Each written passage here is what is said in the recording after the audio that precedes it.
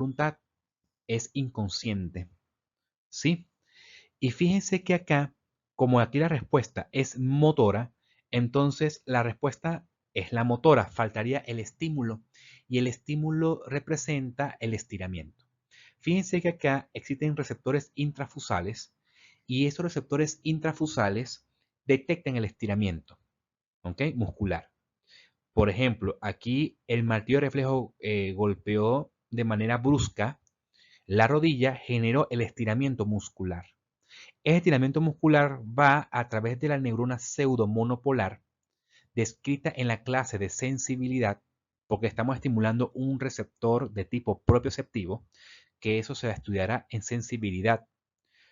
Y esta neurona hace contacto con una segunda neurona que sería la motoneurona alfa en el asta anterior de la médula espinal. Luego fíjense que esta misma neurona alfa hace que se contraiga el músculo y genera la contracción muscular. En este caso sería la contracción del cuádriceps. Entonces, ante el estiramiento brusco del cuádriceps genera contracción muscular y extensión de la rodilla. Y cada vez que se golpea con el martillo de reflejo a la rodilla, genera el estiramiento muscular, que es el estímulo, y va a ocurrir la misma respuesta, que es la contracción muscular.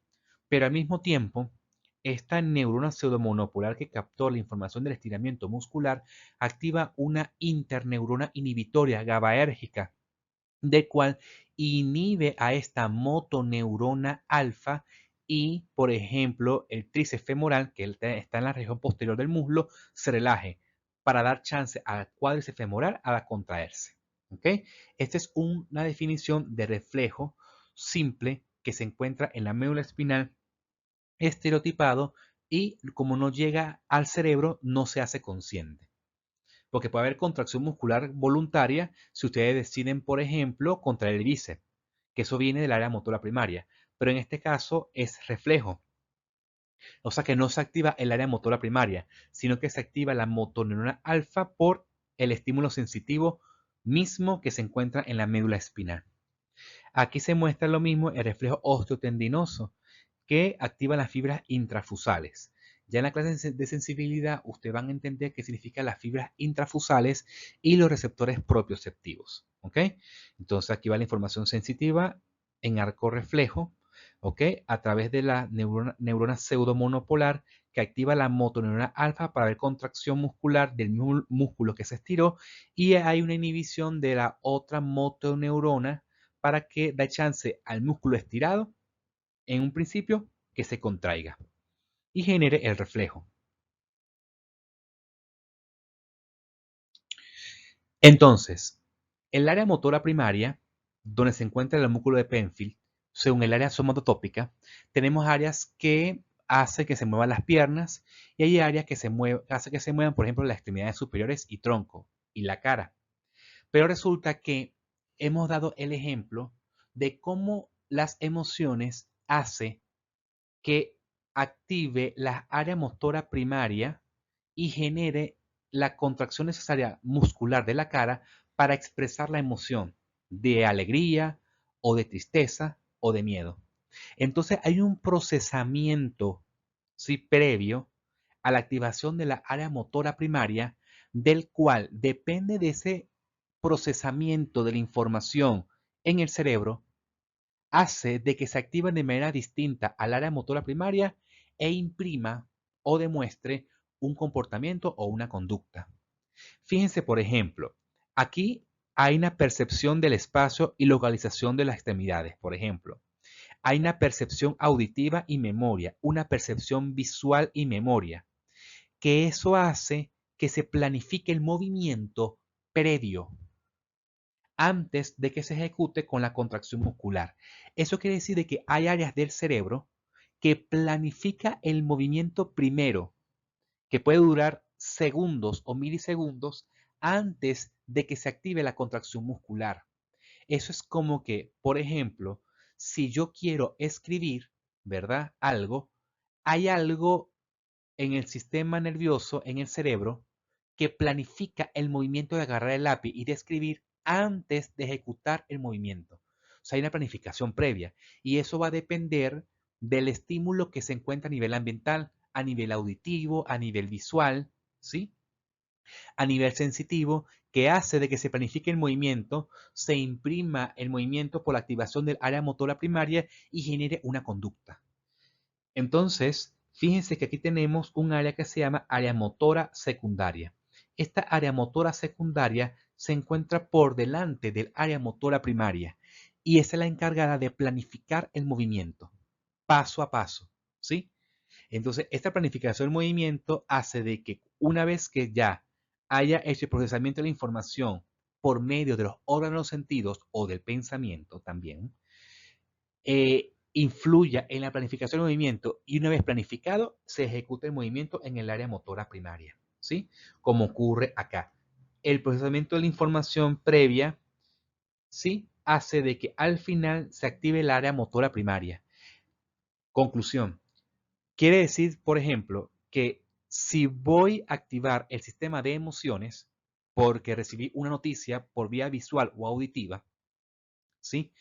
Entonces se activa el sistema límbico. Por ejemplo, el sistema límbico captó la información auditiva y visual e hizo que se planificara el movimiento en el área motora secundaria para luego activar el área motora primaria y así expresar a nivel facial las emociones y también a nivel corporal, porque nosotros temblamos de miedo, por ejemplo, las manos comienzan a temblar cuando hay estimulación adrenérgica, producto del miedo, ¿sí? O sea que hay también un comportamiento no solamente facial, sino de las extremidades que identifica que la persona tiene miedo. ¿Ok? Activación también del sistema nervioso autónomo, entre otros.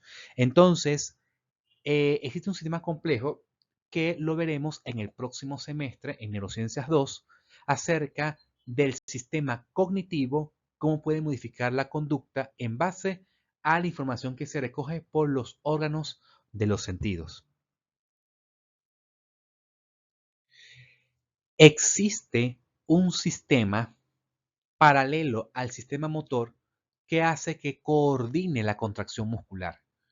Eso quiere decir que no es suficiente que se contraiga el bíceps, sino que lo haga de manera fina y adecuada, sin que la persona tiemble, sin que no tenga la incoordinación para llegar al objetivo, ¿sí? De, por ejemplo, agarrar un vaso o agarrar un cubierto. Resulta que el cerebelo, que es una estructura encefálica que se encuentra en la región posterior del tallo encefálico, cumple la función de la coordinación muscular. Eso hace que, por ejemplo, agarremos el vaso y no fallemos en un primer intento, ¿sí? Eso quiere decir de que el cerebelo cumple la función de guardar un tipo de memoria muscular. El hecho que mantengamos el equilibrio para manejar la bicicleta, de manejar el carro, que en conjunto con el área motora secundaria guarda ese tipo de información, cómo nos vestimos, nos alimentamos, que participa el sistema motor, ¿sí? También participa el cerebelo, aparte de la coordinación motora, participa en la memoria de trabajo, ¿sí? Que eso lo veremos más adelante en Neurociencias 2. Lo que respecta al tema de hoy es que el cerebelo participa en la coordinación muscular, ¿sí? Y si el cerebelo falla, por ejemplo, puede haber contracción muscular, pero no lo va a hacer coordinadamente. Eso es parecido a una persona que está ebria por ingesta de excesivamente de alcohol. Cuando una persona ingiere alcohol y llega al estado de ebriedad, el cerebelo se ve comprometido y por esa razón las personas no caminan de manera coordinada, sino que se balancea de un lado para otro. La expresión verbal no es la adecuada, ¿sí? Entonces la articulación de la palabra se ve entorpecida, ¿ok?